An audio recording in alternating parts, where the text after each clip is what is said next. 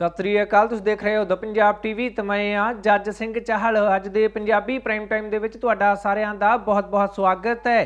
Punjabi prime time दे विच सब तो पहलां गल करांगे बेरोज़गारी दी, जिस दे चिंताजनक अंकड़े सामने आ गए ने। यूपी दे सीएम योगी दी निगाह पंजाब दे उद्योगां ते पै गई है। मुख मंत्री भगवंत मान ने पंजाब दे लोकां दे अगे किस दी शिकायत कीती है। लतीफपुरा दे विच उजाड़े गए लोकां ने सड़क ते धरना दिता है। जीरा मोर्चे दे वल्लों सरकार दे खिलाफ 3 वड्डे ऐलान कर दिते गए ने। मौसम विभाग ने ऑरेंज अलर्ट जारी किया है। तुहानूं सारी जानकारी देंगे, पर सब तो पहला शुरुआत बेरोज़गारी तो करते हाँ।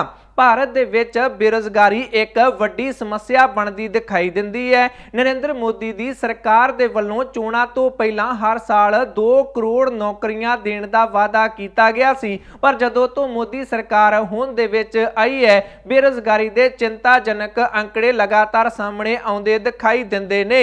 अते हुण भी दसंबर महीने दे जो अंकड़े सामने आए ने, हर एक भारती दीयां चिंतावां ये अंकड़े वधा सकदे ने, क्योंकि पिछले 16 महीनों की सब तो वध बेरोज़गारी की दर के आंकड़े सामने आ गए ने। CMIE centre for monitoring Indian economy दे वल्लों दसंबर दे ये आंकड़े 1 जनवरी नूं जारी किए गए ने, जिस दे मुताबिक भारत दे विच बेरोज़गारी की दर 8.30% हो गई है, जिस तो बाद भारत सरकार की चिंता भी वध सकती है, क्योंकि भारत सरकार नूं हुण विरोधी पार्टियां दे वल्लों इस मुद्दे ते भी घेरिया जा सकता है। सब तो वध चिंता की गल यह है कि जिहड़ी शहरी बेरोज़गारी की दर है वो दसंबर महीने दे विच वध के 10.09% ते पहुंच गई है, जो कि पिछले महीने 8.96% सी। गल जेकर पेंडू बेरोज़गारी दर की की जाए तो इस दे विच अंकड़ियां दे मुताबिक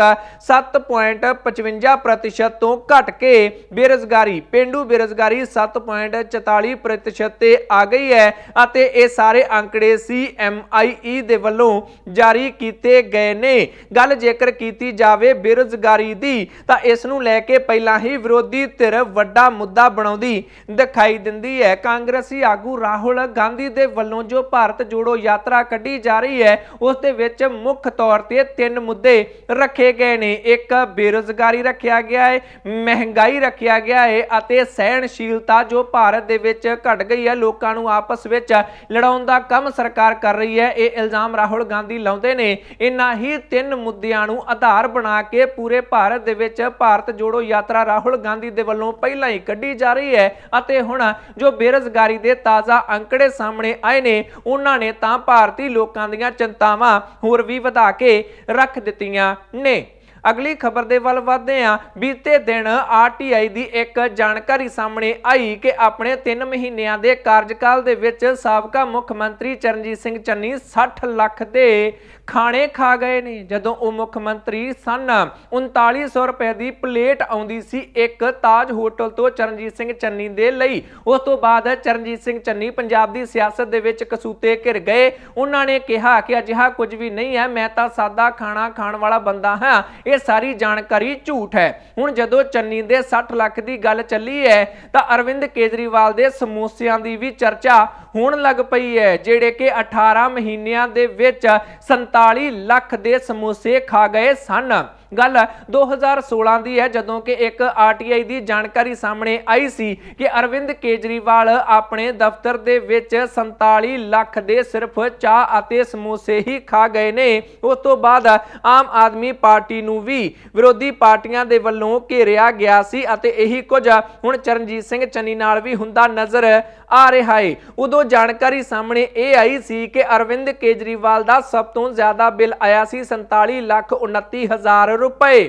इस दे विचों मुख मंत्री का जिहड़ा दिल्ली दफ्तर का बिल सी वो 22,42,000 रुपए आया सी अते उन्हां दी रिहाइश का बिल 24,86,000 रुपए आया सी। उप मुख मंत्री मनीष सिसोदिया का बिल भी 11,28,000 रुपए आया सी। इस तो इलावा सतिंदर जैन जिहड़े कि अजकल जेल दे विच ने, उन्हां दा बिल भी 11 लाख रुपए आया सी। उस वेले भी ये चर्चा चली सी कि ये लीडर इन्ने महंगे चाह समोसे खा जाते ने, रोजाना 9,000 रुपए के समोसे बनते हैं। जेकर 47 लाख नूं जोड़िया जाए 18 महीनों के नाल 540 दिन बनते हैं 18 महीनों के विच, अते 9,000 रुपए के करीब रोज के समोसे अरविंद केजरीवाल खा गए सन। उस वेले भी आरटीआई की जानकारी सामने आई सी, आम आदमी पार्टी की किरकिरी हुई सी अते हुण चरणजीत सिंह चन्नी बारे जदों वो मुख मंत्री सन उदों दे अंकड़े सामने आए ने तां कांग्रेस पार्टी दी अते चन्नी दी किरकिरी इस मसले ते हुंदी दिखाई दिंदी है। पर ना कुछ होया सी अरविंद केजरीवाल वाली आरटीआई दा अते ना ही लग रहा है कि चरणजीत सिंह चन्नी वाली आरटीआई दा भी कुछ होना है। लीडरां बारे खुलासे हुंदे ने पर कोई दिनां तक खबरां बनन तो बाद ये सारा कुछ ठंडे बस्ते दे विच पै जांदा है। अगली खबर दे वल वधदे हां। पंजाब दे लुधियाना दे उद्योगपति यूपी दे सीएम योगी आदित्यनाथ दे नाल बीते दिनी मुलाकात करके आए सन। उस तो बाद हुण खबरां सामने आ रही ने कि उत्तर प्रदेश के मुख मंत्री योगी आदित्यनाथ की निगाह पै गई है पंजाब के उद्योगां ते। सिर्फ पंजाब दे ही नहीं, हरियाणा के उद्योगां ते भी योगी की निगाह पै गई है। भास्कर की रिपोर्ट के मुताबिक 27 जनवरी नूं चंडीगढ़ दे विच ग्लोबल इन्वेस्टमेंट समिट दा रोड शो कढ़िया जाना है उत्तर प्रदेश की सरकार दे वल्लों अते इस दे विच 3 यूपी दे मंत्रियों की ड्यूटी योगी दे वल्लों ला दी गई है कि जेड़े उद्योग पंजाब अते हरियाणा दे विच ने उन्हां नूं अपने वल आकर्षित करना है। खास तौर ते जेड़े खेतीबाड़ी नाल संबंधित उद्योग ने उन्हां नूं यूपी विच सद्दा देण दी कोशिश योगी आदित्यनाथ दी सरकार दे वल्लों कीती जा रही है। जेकर इंटरनेट ते भी झात मारी जावे तां यूपी सरकार दीयां मशहूरियां पंजाब दे विच भी वेखण नूं मिलदियां ने, जिन्हां दे विच वो दावा करते हैं मशहूरियां दे विच कि यूपी दे विच उद्योगां लई बहुत वधिया माहौल है। उद्योगपतियां नूं यूपी दे विच इंडस्ट्री लाउणी चाहीदी है, निवेश करना चाहिदा है। पंजाब सूबे दे विच यूपी दीयां मशहूरियां वेखियां जा सकदियां ने, जिस तो बाद ही अंदाजा लाया जा रहा सी कि योगी दी निगाह पंजाब दे उद्योगां ते पै गई है। जदों ये मुलाकात लुधियाना दे उद्योगपतियां ने कीती सी योगी दे नाल, उदों मान सरकार घेरे दे विच घिर गई सी कि बाहरों उद्योग की लियाने ने, अपने उद्योगपति भी दूजे सूबियां दे विच जा रहे ने। मुख मंत्री भगवंत मान नूं कुछ ना कुछ करना चाहिदा है अते हुण पंजाब अते हरियाणा दे उद्योगां नूं यूपी विच लिजाण दे लई चंडीगढ़ दे विच रोड शो यूपी दी सरकार दे वल्लों कढ़िया जा रहा है।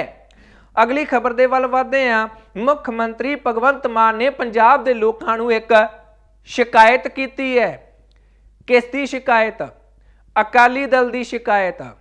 पंजाब दे मुख मंत्री भगवंत सिंह मान ने श्रोमणी अकाली दल की शिकायत पंजाब दे लोकां नूं कर दित्ती है। भगवंत मान कहंदे ने अकाली दल मैनूं काम नहीं करन दिंदा, मैं पंजाब दे विच काम करना चाहुंदा पर अकाली दल नहीं करन दे रहा।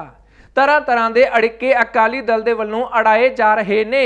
संगरूर जिले दे विच पहुंचे सन मुख मंत्री भगवंत सिंह मान, जिथे कि 5 अगस्त नूं उन्हां दे वल्लों एक कॉलेज मैडिकल कॉलेज का उद्घाटन किया गया सी अते ऐलान किया गया सी कि 6 महीनों दे विच एक कॉलेज बन के तैयार भी हो जाना है अते 1 मार्च तो इत्थे क्लासां भी लगन लग पैणियां ने अते मरीजां दा इलाज भी होण लग पैना है। उस वेले ही ये सवाल उठे सन कि 6 महीनों दे विच इन्ना वड्डा कॉलेज भी बन जाना है, हस्पताल भी बन जाना है, इलाज भी शुरू हो जाना है, पढ़ाई भी शुरू हो जानी है, हो सकेगा?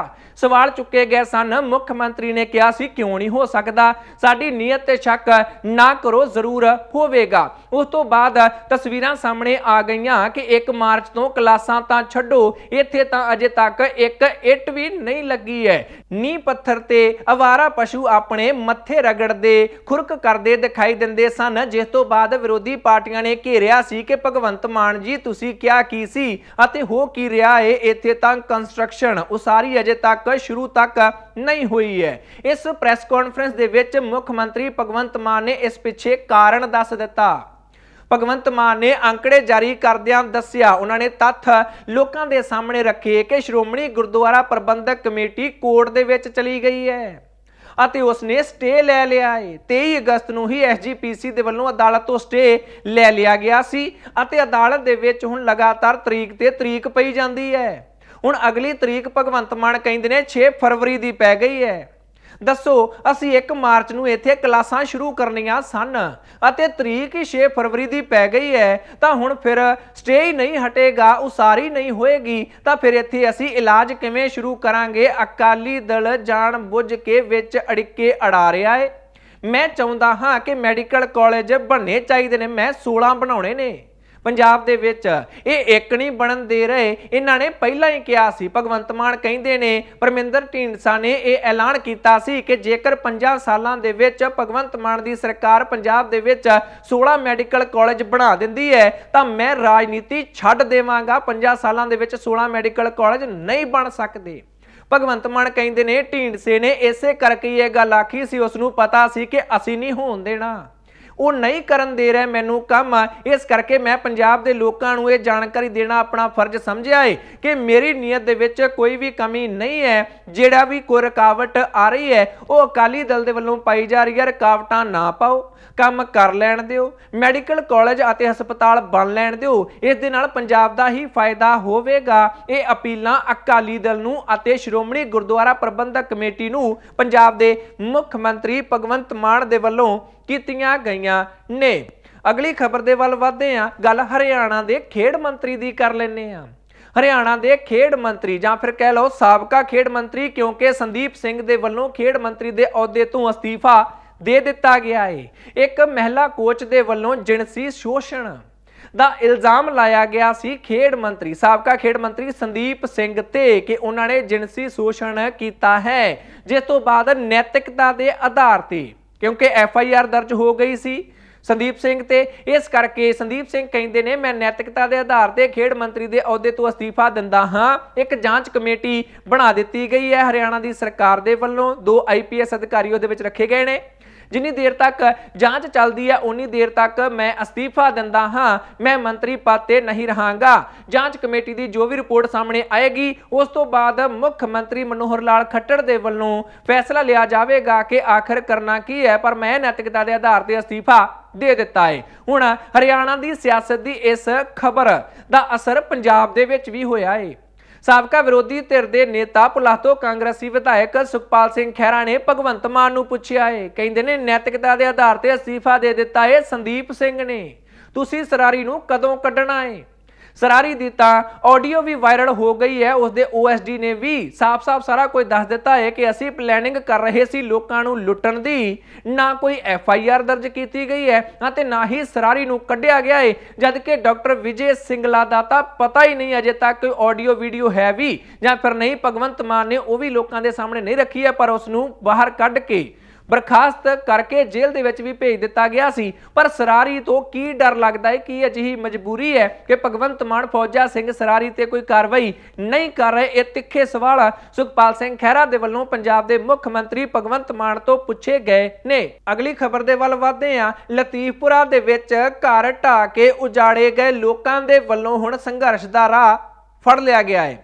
ਐਲਾਨ ਕੀਤਾ ਗਿਆ ਸੀ ਕਿ ਨਵੇਂ ਸਾਲ ਵਾਲੇ ਦਿਨ 1 ਜਨਵਰੀ ਨੂੰ PAP ਚੌਂਕ ਜਾਮ ਕੀਤਾ ਜਾਵੇਗਾ। ਲਤੀਫਪੁਰਾ ਮੁੜ ਵਸੇਬਾ ਸਾਂਝਾ ਮੋਰਚਾ ਬਣਾ ਲਿਆ ਗਿਆ ਹੈ ਪੀੜਤਾਂ ਦੇ ਵੱਲੋਂ, ਉਜਾੜੇ ਗਏ ਲੋਕਾਂ ਦੇ ਵੱਲੋਂ, ਅਤੇ ਇਸ ਸਾਂਝੇ ਮੋਰਚੇ ਦੇ ਵੱਲੋਂ ਇਸ ਐਕਸ਼ਨ ਨੂੰ ਅੰਜਾਮ ਵੀ ਦਿੱਤਾ ਗਿਆ। ਜਲੰਧਰ ਵਾਲਾ ਨੈਸ਼ਨਲ ਹਾਈਵੇ ਜਾਮ ਕਰ ਦਿੱਤਾ ਗਿਆ ਇਸ ਸਾਂਝੇ ਮੋਰਚੇ ਦੇ ਵੱਲੋਂ, ਅਤੇ ਸਾਥ ਦਿੱਤਾ ਗਿਆ ਕੁਝ ਸਮਾਜ ਸੇਵੀ ਜਥੇਬੰਦੀਆਂ, ਕਿਸਾਨ ਜਥੇਬੰਦੀਆਂ ਅਤੇ ਸ਼੍ਰੋਮਣੀ ਅਕਾਲੀ ਦਲ ਅੰਮ੍ਰਿਤਸਰ ਦੇ ਕੁਝ ਲੀਡਰ ਵੀ ਇਸ ਮੌਕੇ ਦਿਖਾਈ ਦਿੱਤੇ। ਇਹਨਾਂ ਸਾਰਿਆਂ ਦੇ ਵੱਲੋਂ ਸਾਥ ਦਿੱਤਾ ਗਿਆ ਅਤੇ ਨੈਸ਼ਨਲ ਹਾਈਵੇ ਕੁਝ ਘੰਟਿਆਂ ਲਈ ਜਾਮ ਰੱਖਿਆ ਗਿਆ। ਇਹਨਾਂ ਲੋਕਾਂ ਦਾ ਕਹਿਣਾ ਹੈ ਕਿ ਸਾਨੂੰ ਉਜਾੜ ਦਿੱਤਾ ਹੈ, ਹੁਣ ਸਾਡੀਆਂ ਮੰਗਾਂ ਸੁਣਦੇ ਨਹੀਂ, ਅਸੀਂ ਸੜਕਾਂ ਤੇ ਰਾਤਾਂ ਕੱਟ ਰਹੇ ਹਾਂ, ਠੰਡ ਦੇ ਦਿਨ ਨੇ, ਪੋਹ ਦਾ ਮਹੀਨਾ ਚੱਲਦਾ ਹੈ, ਜੇਕਰ ਸਰਕਾਰ ਨੇ ਸਾਡੀ ਗੱਲ ਨਾ ਸੁਣੀ ਤਾਂ ਫਿਰ ਪੱਕੇ ਤੌਰ ਤੇ ਵੀ ਇਹ ਨੈਸ਼ਨਲ ਹਾਈਵੇ ਜਾਮ ਕੀਤਾ ਜਾ ਸਕਦਾ ਹੈ। ਇਹ ਚੇਤਾਵਨੀ ਇੱਥੇ ਉਜਾੜੇ ਗਏ ਲੋਕਾਂ ਦੇ ਵੱਲੋਂ ਮਾਨ ਸਰਕਾਰ ਨੂੰ ਦੇ ਦਿੱਤੀ ਗਈ ਹੈ। ਅੱਗੇ ਵਧਦੇ ਹਾਂ, ਜੀਰੇ ਦੇ ਪੱਕੇ ਮੋਰਚੇ ਦੀ ਗੱਲ ਕਰ ਲੈਂਦੇ ਹਾਂ। ਸ਼ਰਾਬ ਫੈਕਟਰੀ ਦੇ ਸਾਹਮਣੇ ਪਿਛਲੇ ਕਈ ਮਹੀਨਿਆਂ ਤੋਂ ਪੱਕਾ ਮੋਰਚਾ ਚੱਲ ਰਿਹਾ ਹੈ। ਸਰਕਾਰ ਕਹਿੰਦੀ ਹੈ ਇਹ ਗੈਰ ਕਾਨੂੰਨੀ ਅਤੇ ਨਜਾਇਜ਼ ਧਰਨਾ ਲਾਇਆ ਗਿਆ ਹੈ, ਪਰ ਮੋਰਚਾ ਲਾਉਣ ਵਾਲਿਆਂ ਦੇ ਵੱਲੋਂ ਹੁਣ 3 ਵੱਡੇ ਐਲਾਨ ਸਰਕਾਰ ਦੇ ਖਿਲਾਫ ਕਰ ਦਿੱਤੇ ਗਏ ਨੇ। ਸਟੇਜ ਤੋਂ ਐਲਾਨ ਕੀਤਾ ਗਿਆ ਕਿ 3 ਅਤੇ 4 ਜਨਵਰੀ ਵਾਲੇ ਦਿਨ ਪੰਜਾਬ ਸਰਕਾਰ ਦੇ ਖਿਲਾਫ ਪੂਰੇ ਪੰਜਾਬ ਦੇ ਵਿੱਚ ਅਰਥੀ ਫੂਕ ਮੁਜ਼ਾਹਰੇ ਕੀਤੇ ਜਾਣਗੇ ਅਤੇ ਜਿਹੜੇ ਲੋਕ ਜ਼ੀਰਾ ਮੋਰਚੇ ਦੇ ਵਿੱਚ ਹਾਜ਼ਰੀ ਭਰਨਗੇ ਉਹ ਮੋਢੇ ਤੇ ਕਾਲੀਆਂ ਪੱਟੀਆਂ ਬੰਨ ਕੇ ਜਾਂ ਫਿਰ ਕਾਲੀਆਂ ਪੱਗਾਂ ਬੰਨ ਕੇ ਆਪਣੇ ਘਰਾਂ ਦੇ ਉੱਪਰ ਕਾਲੇ ਝੰਡੇ ਲਾ ਕੇ ਰੋਸ ਦਾ ਪ੍ਰਗਟਾਵਾ ਕਰਨਗੇ। 3 ਅਤੇ 4 ਜਨਵਰੀ ਵਾਲੇ ਦਿਨ ਦਾ ਇਹ ਐਕਸ਼ਨ ਪਲਾਨ ਜ਼ੀਰਾ ਮੋਰਚੇ ਦੇ ਵੱਲੋਂ ਐਲਾਨ ਦਿੱਤਾ ਗਿਆ ਹੈ। ਇਸ ਤੋਂ ਇਲਾਵਾ 6 ਜਨਵਰੀ ਨੂੰ ਇੱਕ ਸ਼ਰਧਾਂਜਲੀ ਸਮਾਗਮ ਕਰਵਾਇਆ ਜਾਵੇਗਾ ਮੋਰਚੇ ਦੇ ਵਿੱਚ। ਮੋਰਚੇ ਵਾਲਿਆਂ ਨੇ ਜਾਣਕਾਰੀ ਦਿੱਤੀ ਹੈ ਕਿ ਜ਼ੀਰੇ ਦੀ ਸ਼ਰਾਬ ਫੈਕਟਰੀ ਦੇ 500 ਮੀਟਰ ਦੇ ਕਰੀਬ ਇੱਕ ਘਰ ਸੀ ਜਿੱਥੋਂ ਦਾ ਇੱਕ ਨੌਜਵਾਨ ਰਾਜਵੀਰ ਸਿੰਘ ਬੀਤੇ ਦਿਨੀ ਉਸ ਦੀ ਮੌਤ ਹੋ ਗਈ ਹੈ ਅਤੇ ਉਸ ਦਾ ਸ਼ਰਧਾਂਜਲੀ ਸਮਾਗਮ ਮੋਰਚੇ ਦੇ ਵਿੱਚ 6 ਜਨਵਰੀ ਨੂੰ ਕੀਤਾ ਜਾਵੇਗਾ। ਸਾਰੇ ਪੰਜਾਬੀਆਂ ਨੂੰ ਅਪੀਲ ਕੀਤੀ ਹੈ ਕਿ 6 ਜਨਵਰੀ ਵਾਲੇ ਦਿਨ ਮੋਰਚੇ ਦੇ ਵਿੱਚ ਵੱਧ ਤੋਂ ਵੱਧ ਹਾਜ਼ਰੀ ਭਰੋ। 2 ਐਲਾਨ ਹੋ ਗਏ। ਤੀਜਾ ਐਲਾਨ ਇਹ ਕੀਤਾ ਗਿਆ ਹੈ ਕਿ ਜਿਨ੍ਹਾਂ ਲੋਕਾਂ ਤੇ ਪਰਚੇ ਦਰਜ ਕੀਤੇ ਗਏ ਸਨ ਫੜ ਕੇ ਲੈ ਗਈ ਸੀ ਪੁਲਿਸ, ਉਸ ਤੋਂ ਬਾਅਦ ਜ਼ਮਾਨਤ ਤੇ ਛੱਡ ਦਿੱਤਾ ਗਿਆ ਸੀ। ਹੁਣ ਕੋਰਟ ਦੇ ਵਿੱਚ ਤਰੀਕਾਂ ਪੈ ਰਹੀਆਂ ਨੇ ਅਤੇ ਇਹਨਾਂ ਦੇ ਵਿੱਚੋਂ ਕੋਈ ਵੀ ਤਰੀਕਾ ਨਾ ਭੁਗਤੇ ਅਦਾਲਤ ਜੇਕਰ ਸੱਦਦੀ ਹੈ ਤਾਂ ਤਰੀਕ ਭੁਗਤਣ ਨਾ ਜਾਓ। ਇਹ ਐਲਾਨ ਵੀ ਜ਼ੀਰਾ ਮੋਰਚੇ ਦੇ ਵੱਲੋਂ ਕਰ ਦਿੱਤਾ ਗਿਆ ਹੈ। ਸਰਕਾਰ ਦੇ ਅੱਗੇ ਲਗਾਤਾਰ ਅਪੀਲ ਕੀਤੀ ਜਾ ਰਹੀ ਹੈ ਕਿ ਲੋਕਾਂ ਦੇ ਹੱਕ ਦੇ ਵਿੱਚ ਖੜੋ। ਉਦਯੋਗਪਤੀਆਂ ਦੇ ਹੱਕ ਦੇ ਵਿੱਚ ਤੁਹਾਨੂੰ ਨਹੀਂ ਖੜਨਾ ਚਾਹੀਦਾ। ਸ਼ਰਾਬ ਫੈਕਟਰੀ ਬੰਦ ਕੀਤੀ ਜਾਣੀ ਚਾਹੀਦੀ ਹੈ।